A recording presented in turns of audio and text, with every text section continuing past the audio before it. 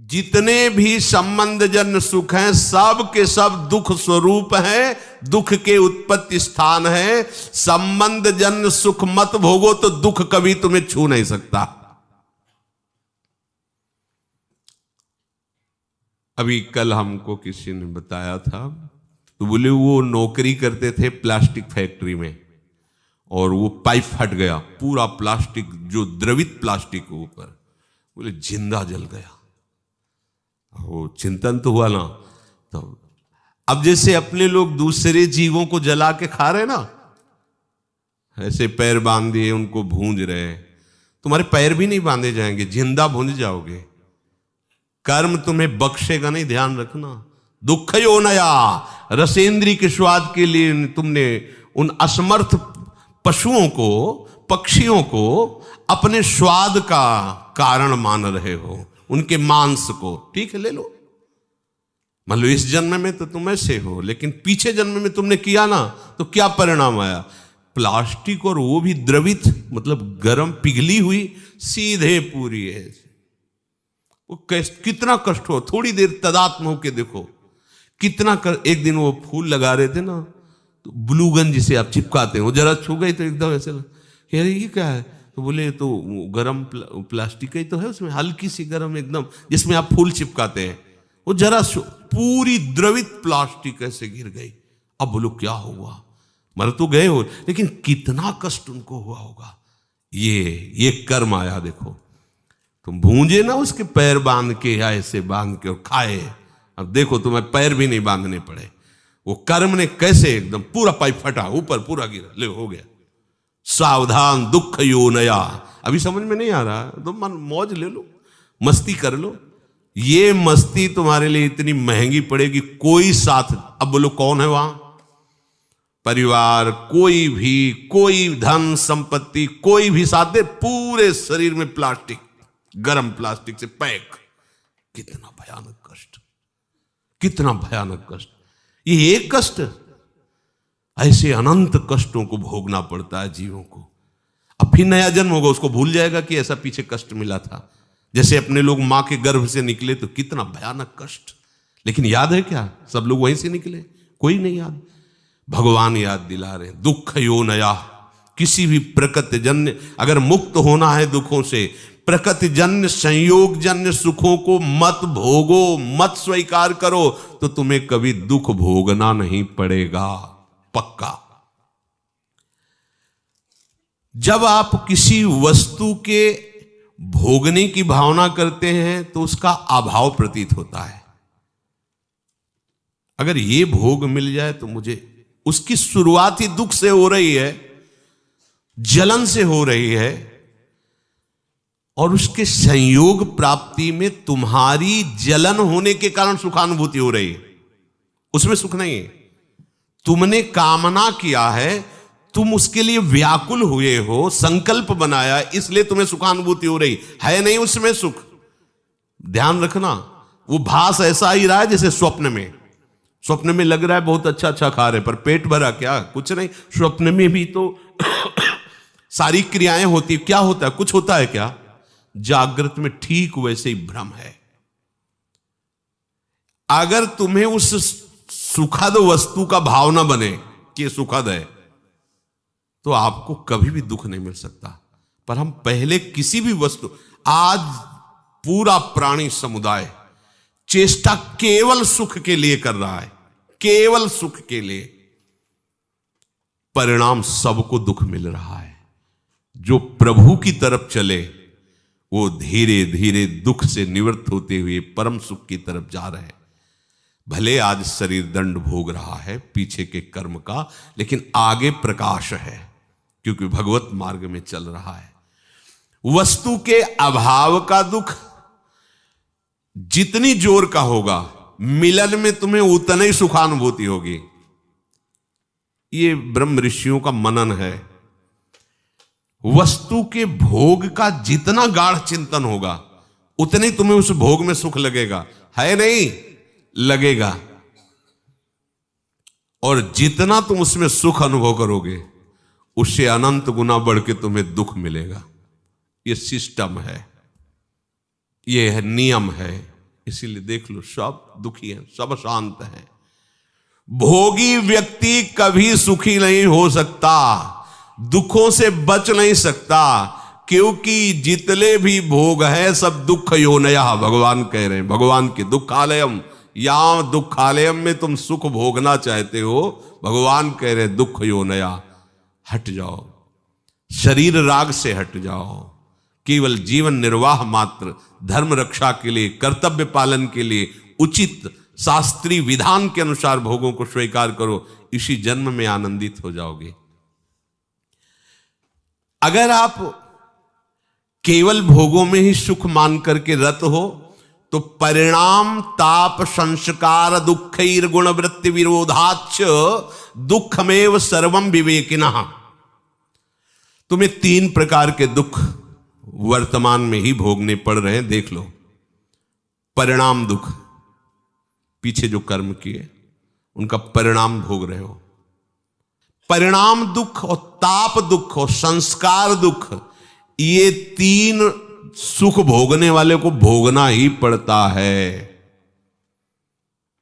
देखो, सुख भोगने वाले के लिए लिखा है, जो संसार में सुख भोगने की वृत्ति लिए हुए उनको ही अपने आप 3 दुख भोगने पड़ते हैं, परिणाम दुख, ताप दुख और संस्कार दुख।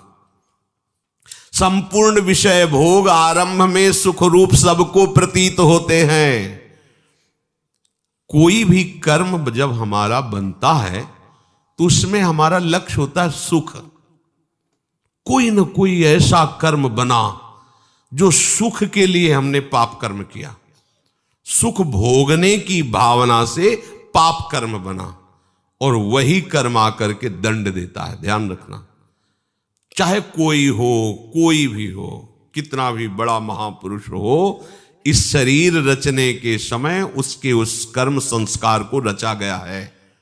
इतनी अवस्था में तुम्हारे ये रोग होगा, इतने ये प्रारब्ध भोग है, ये आएगा, अपना रूप विस्तार करेगा।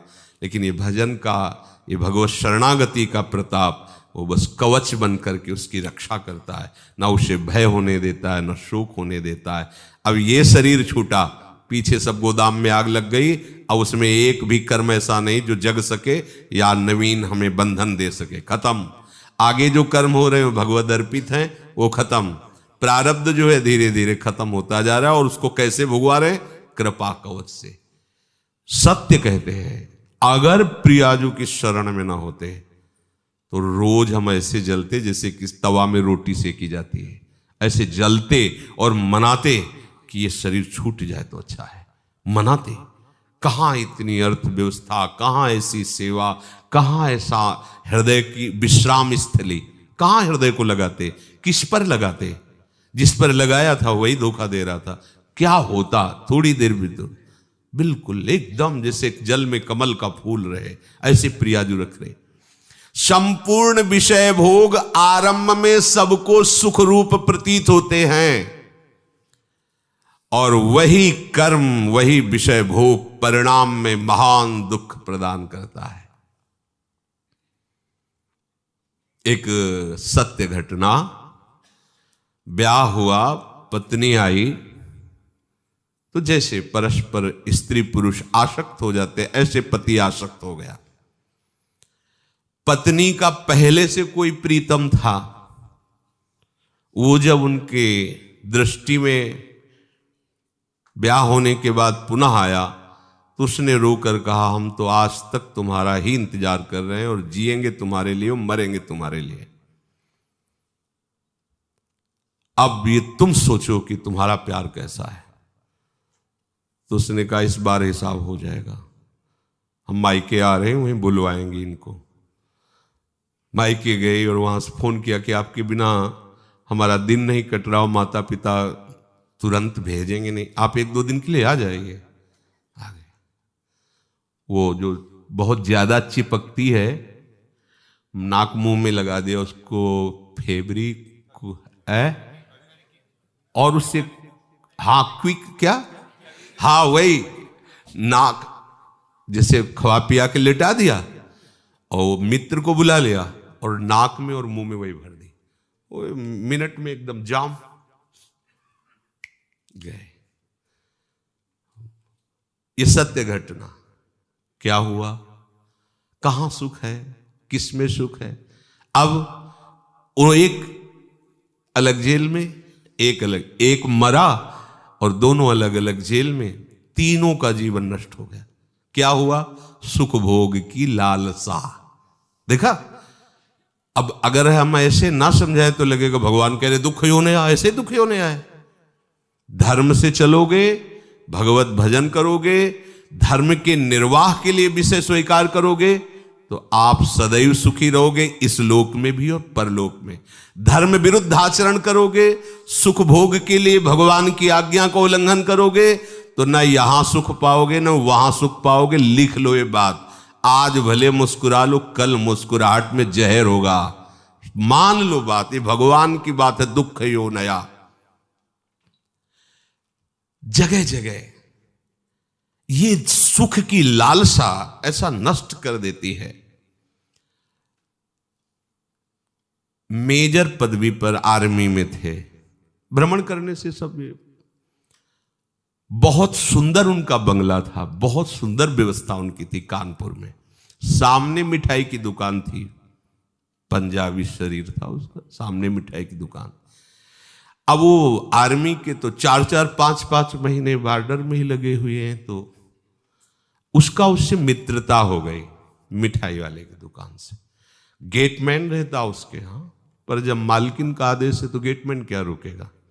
अच्छा, वो जब आते थे तो सूचना दे के आते थे कि 1 महीने की छुट्टी या 2 महीने की छुट्टी, तो सावधानी हो जाती थी। उन्होंने सूचना दी नहीं, अचानक आ गए, उधर से निकलना हुआ होगा, सोचा होगा आज रात यहां रुक जाते हैं फिर चले जाते। तो गेटमैन ने कहा साहब अंदर नहीं जा सकते। दिमाग खराब, मेरा घर मेरा परिवार, तू कह रहा। बोले मालकिन का आदेश। एक थप्पड़ जमा, मालकिन का आदेश। अब गेटमैन की कितनी ताकत, जैसा सिखाया गया था वैसा। और उसको तो पता नहीं था, वो अंदर जाके तो उसने कहा ऐसा तो हम सोच भी नहीं सकते थे कि आप दोनों थे, दोनों ने मिलकर उसका वो ही मार दिया, आर्मी के मेजर को, और गाड़ दिया वहीं। बड़ा ऐसा मकान, वैसे वो पहुंचा नहीं, वहां सरकारी जांच हुई, कहां से कैसे क्या पता चला। 1 दिन के लिए घर गया था, वहां से फोर्स आया, गेटमैन से पूछा तो उनकी पिटाई एक अलग कोटि की होती है। वो 1 मिनट में बताया, हाँ साहब आए थे, अंदर जाते देखा, बाहर निकलते नहीं देखा। अंदर से जब पिटाई शुरू हुई अंदर वालों की, तो उन्होंने बता दिया तुम्हें मेजर साहब गड़े हुए हैं। क्या हुआ, भयंकर, तीनों को कष्ट। एक को पत्नी के राग में मृत्यु दंड मिला, मार दिया ना दोनों ने मिलकर, और दोनों को ऐसे सरकारी आदमी के मारने के लिए उनको दोनों को सजा मिली। क्या सुख, दुख यो नया। और ये कार्य कैसे हुआ था, सुख भोगने के लिए। जितना भी आप धर्म रहित आचरण करेंगे कहीं भी त्रिकाल में, ये तो ब्याज हुआ उस कर्म का। परिणाम जो आएगा वो तो आगे मिलेगा। बड़ी जेल है नरक, ये छोटी जेल है यहाँ की। यहाँ जो डंडा चलते हैं, फांसी मिलती या और जो भी कष्ट, ये ऐसा मान लो कि ब्याज मिलता है, और मूल हिसाब तो आपको बड़ी नरक में मिलेगा, जो यमराज के दरबार की, यहाँ के जेलर यमराज हैं, वहां जो मिलता है। वहां ऐसा नहीं होता कि 10-5 कोड़े मार दो या 10-5 साल की जेल दे दो। एक एक कष्ट को कल्प कल्प तक भोगने के लिए दंड दे दिया जाता है। अब जीव है, वहां मरना तो है नहीं, यातना देह में पड़ा भोगता रहता है। दुख यो नया भगवान के वचन है, इसलिए ये परिणाम दुख है। धर्म विरुद्ध आचरण, भागवतिक आदेश के विरुद्ध आचरण करोगे, कभी भी कहीं भी सुखी नहीं हो सकते, चाहे जितना दान पुण्य कर लो। दान पुण्य एक अलग कर्म हो गया और वो पाप कर्म एक अलग कर। अगर कट सकता है तो एक ही काट सकते हैं, वो केवल भगवान है। मामे वे प्रपद्यन्ते माया में ताम, वो कह रहे हैं हम त्वाम सर्व पापेभ्यो मोक्षयिष्यामि मा शुचा। दूसरे व्यक्तियों के पास अपने से अधिक भोग देखने से या इच्छानुसार भोग भोगने की इच्छा से, भीतर में जो भोगों की इच्छा है पर शरीर में सामर्थ्य नहीं, किन्हीं कारणों से, या जिससे हम अपना प्रेम संबंध स्थापित किए हैं वो हमसे प्यार ना करके और से, इन सब कारणों से एक ताप हृदय में पैदा होता है, जलन। जिसको कहते हैं हम डिप्रेशन में जा रहे हैं। प्रभु को नहीं पकड़ा है तो डिप्रेशन में नहीं जाओगे और कहाँ जाओगे। अभी तो कम डिप्रेशन है, ऐसी जगह भेजे जाओगे जहाँ डिप्रेशन है, वहां कहीं शांति नहीं, एक क्षण के लिए भी शांति नहीं। आओ ऐसी जगह में जितनी गलतियां होंगी सब क्षमा हो जाएंगी। बहुत करुणा में सरकार है, अति उदार भी सुंदर। मान लो इनकी शरण में हो जाओ, दुख से बचने के लिए शरण में हो जाओ। भगवत प्राप्ति, परमानंद और प्रेम ये तो सब आगे की बातें। इन दंडों से बचने के लिए हो जाओ कि ये राष्ट्रपति हैं, जैसे न्यायालय से पास हो गया कि इसे फांसी मिलेगी, राष्ट्रपति माफ कर सकता है। अहम त्वाम सर्व पापेभ्यो, आओ तुम सर्वधर्मान परित्यज्य मां में खुला दरबार है श्री कृष्ण का। कह रहे आ जाओ माफ कर दूं। अरे चल पड़ो ना, काहे को पीछे लौट रहे हो। पीछे लौटोगे हर जगह धोखा ही धोखा है। पाए जान जगत में सब जन कपटी कुटिल कलयुगी टंचु। ये ताप होता, जलते रहते हैं। कौन कौन सा? अपने से अधिक भोग देखकर हृदय जलना, इच्छानुसार भोग ना मिलना। इच्छानुसार भोग है पर भोगने के सामर्थ्य। बड़े लीला बिहारी, जब भूख थी तब भोजन ले, जब भोजन है तो भूख ले। लीवर खराब, ये खराब, वो खराब। जब लीवर काम कर रहा था तो रोटी ले मिल रही थी, और जब रोटी की व्यवस्था होगी तो लीवर काम नहीं कर रहा। ऐसा उसका खेल लीला विचित्र है। जलो जलो बैठो। जब भोग सामग्री नहीं थी तब भोग सामर्थ्य थी, और जब भोग सामग्री आई तो भोग सामर्थ्य खो गई। जल बैठे देख देख भोगों को और जलता रहे पूरा संसार। अब चाहे जितनी दवाइयां खा ले, बड़ा विचित्र खेल, बड़ी सूक्ष्मता से मारा जा रहा है, वो समझ ही नहीं पा रहा है। भोग भोगने की सामर्थ्य नहीं पर भोग इकट्ठा है, जल रहा है। अब भोग की सामर्थ्य है पर दूसरे के पास वो भोग है नहीं, उसके पास वो देख देख के जल रहा है।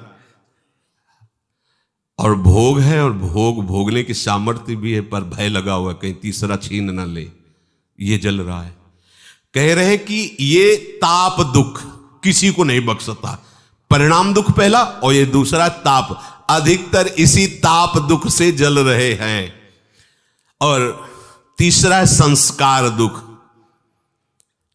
यद्यपि ये साधकों में भी पाया जाता है, वो नहीं चाहते हैं भोगना पर पूर्व संस्कार बस उसे विवस्था हो रही और वो दुख भोग रहा है। ये साधक मिटा सकता है, तीनों दुखों को मिटा सकता है। भगवद आश्रित होकर विवेक के द्वारा परिणाम दुख को भोग करके निपटा देगा। जैसा भी परिणाम आया है हमारे ही कर्म का परिणाम है, पर हम प्रभु की शरण में उनकी स्मृति के बल से, उनके आश्रय के बल से इस दुख को सह सकते हैं, परिणाम दुख को। और ताप वाला दुख इसलिए नहीं होता उपासक को क्योंकि उपासक का लक्ष्य परमात्मा प्राप्ति है। वो इस सब पचड़े को पहले ही त्यागने की चेष्टा में रत है। संस्कार दुख होता है, जैसे पूर्व का संस्कार है अधिक कामी होना, अधिक क्रोधी होना, जिन कारणों से हमें भगवत प्राप्ति नहीं हुई, वो कारण हमारे अंदर विराजमान संस्कार वो हमको बार बार खींचते हैं पर हम भ्रष्ट नहीं होते। उपासक उनसे लड़ता है, उपासक उसको समझता है ये हमारी कमी भगवत प्राप्ति नहीं होने दी, अब ये कमी हम रहने नहीं देंगे। प्रयासरत रहता है, फिसल भी जाए तो भी प्रयासरत रहता है। वो इस संस्कार दुख को मिटा देता है, तभी तो जीवन मुक्त होता है। ये तीन प्रकार के दुख बख्शते नहीं है किसी को भी, यदि आप भगवत प्राप्ति के मार्ग पर आरूढ़ नहीं हुए तो। बड़ा दुख